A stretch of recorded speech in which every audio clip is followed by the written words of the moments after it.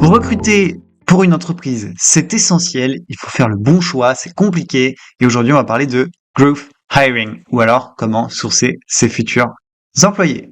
Moi c'est Mathieu Mandin, je suis growth hacker chez Mirror Profiles, et on a le seul service de location de compte LinkedIn chauffé, prêt à l'automatisation, pour éviter de vous faire bannir votre compte. Typiquement, quand vous recrutez quelqu'un, en général, vous mettez l'annonce sur un job board, Indeed, Welcome to the Jungle, LinkedIn et tout ça, et vous attendez que les gens viennent à vous.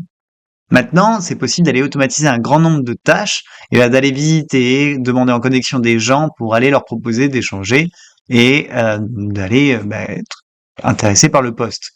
Alors, comment faire? Ce qu'on recommande, et ce qui est un outil indispensable pour aller faire ça, ça va être d'avoir Recruiter Lite. Recruiter, la version premium de LinkedIn, de Recruiter, ça va vous permettre d'aller filtrer vos profils et vos futurs candidats en fonction du titre, de leur expérience, de leurs skills, de leur année d'expérience, etc. Et donc, vous allez pouvoir faire une base de données beaucoup plus qualitative que si vous le faisiez juste à la main sur LinkedIn en cherchant un petit peu comme ça, ou même en mettant sur la version gratuite de LinkedIn. Si vous voulez faire des bons filtres sur Recruiter Lite, vous allez pouvoir aller taguer des différentes compétences que la personne va avoir. Vous allez pouvoir aller taper l'année d'expérience ou quand est-ce qu'il a obtenu son dernier diplôme, etc. pour aller essayer de comprendre un petit peu comment et où il en est son profil. Attention tout de même parce que, imaginons, le gars, il n'a pas bien répondu, il n'a pas bien complété son profil. Dans ces cas-là, vous loupez des profils qui pourraient être intéressants. Donc, attention à ça.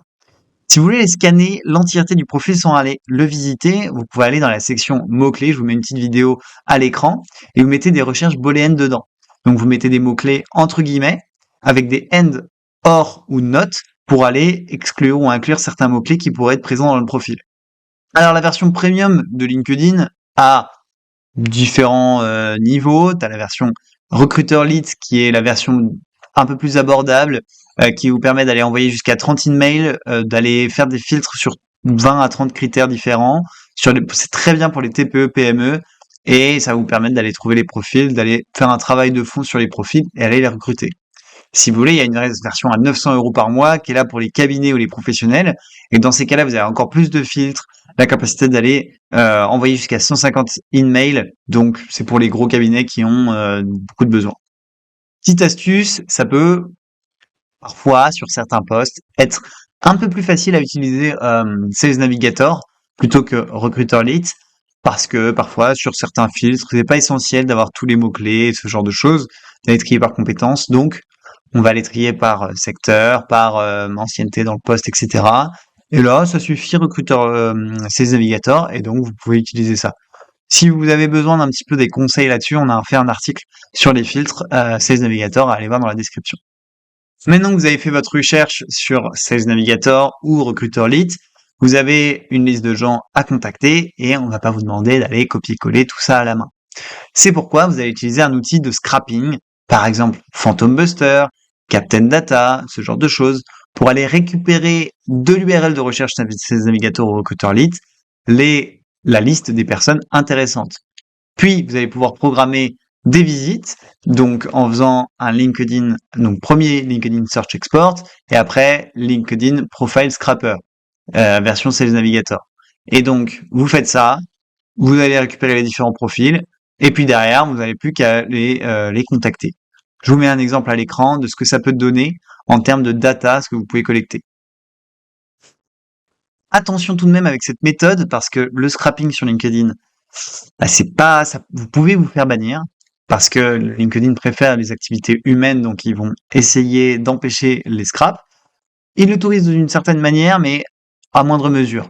30 à 50 visites sur un compte gratuit, jusqu'à 80 à 100 visites par jour pour un compte payant, mais quand on a 2000 candidats à aller contacter, le faire en plusieurs semaines, ça prend du temps.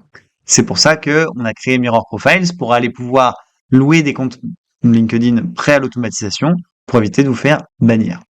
Ce qu'on vous recommande, c'est d'avant de déployer votre stratégie d'acquisition et de contacter les candidats, essayez de les noter un peu sur une échelle de 1 à 5 dans un ATS, par exemple. Vous pouvez le faire sur Airtable ou sur un autre ATS spécialisé. Vous les notez de 1 à 5 et comme ça, vous allez segmenter. Est-ce que ceux-là, je les contacte à la main? Est-ce que j'automatise ou est-ce que je les contacte pas? Vous pouvez le faire en grid view ou en galerie. Comme ça, vous allez regarder les photos de profil, regarder les skills, vous faites ça, vous choisissez un petit peu les vues, comment vous voulez les mettre. Et après, vous pouvez demander au recruteur d'aller taguer les profils, de les noter, d'aller les mettre dans différentes séquences. Et ça va permettre ensuite d'aller trigger des automatisations, par exemple.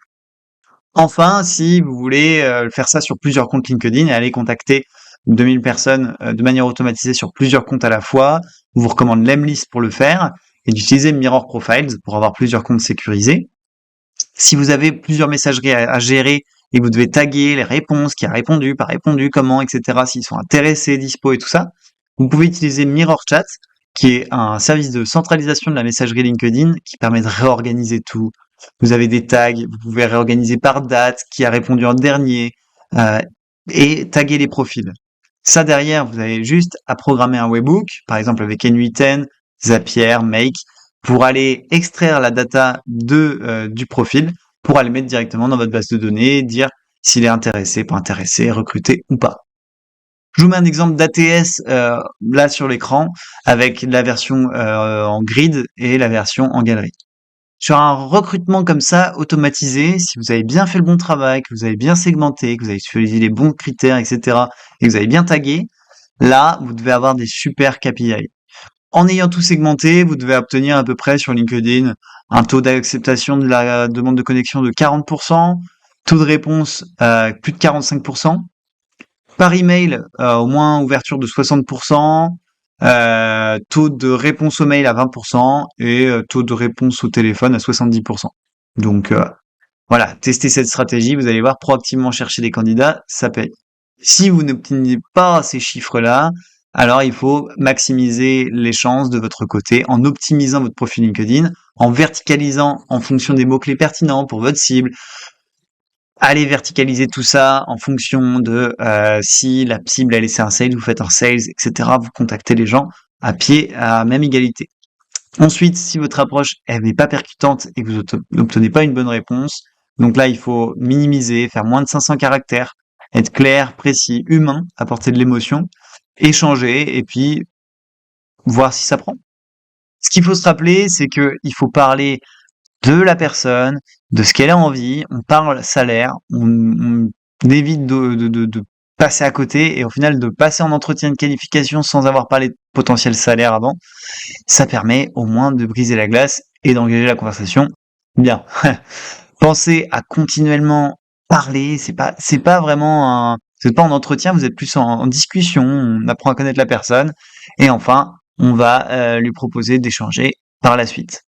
Si la personne elle n'est pas intéressée malgré tout ce qu'on a pu lui dire ou échanger, on lui demande toujours des recommandations. Est-ce qu'elle connaît quelqu'un qui est pas content dans son poste, qui aimerait bien changer et avec qui on pourrait échanger à ce sujet-là? On sait jamais. On évite aussi d'aller lui envoyer vers une fiche de poste ou un site internet. On essaie de la garder au maximum dans la conversation en échangeant. Si jamais, pour conclure cette vidéo, vous êtes à la recherche d'outils pour pouvoir automatiser tout ça, vous pouvez aller voir dans la description, on a une liste d'outils qui parle de ça, un article qui parle des différents outils à disposition. Vous pouvez aussi louer un compte Mirror Profiles pour aller automatiser à grande échelle et penser à vous construire un petit ATS pour gérer tout ça. Voilà, c'était Mathieu de Mirror Profiles. Si vous avez aimé cette vidéo, pensez à la liker, à commenter avec vos questions et à vous abonner pour encore plus de contenu. À bientôt.